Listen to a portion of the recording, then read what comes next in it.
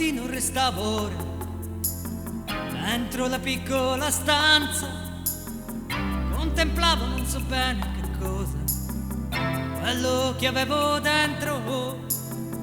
Mi rialzavo solo l'ultimo momento e sentivo uno strano senso di vuoto, al pensiero di affrontare il lungo cammino, il cammino del giorno.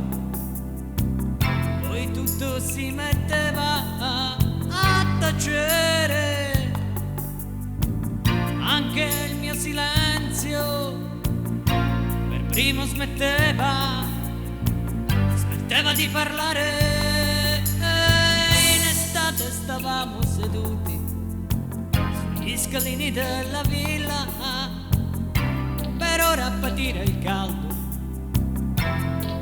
africano. Sognavamo di nascosto solo il nostro futuro. Io mi tuffavo dentro le gioie dell'amore, e il sorriso era preso dal suono della rivoluzione. La mia generazione vuole aprire le porte solo dall'interno, come un piccolo quaderno. Rinchiudevo il mio passato tra le scatole dei giochi.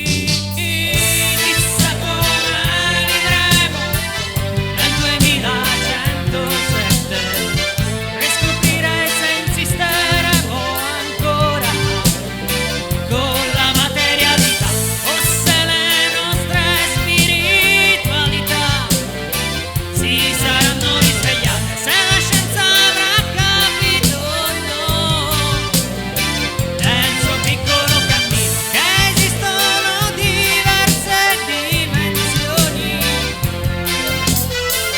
Come finiremo dopo questa vita? Ma poi il segreto si chiude dentro di me.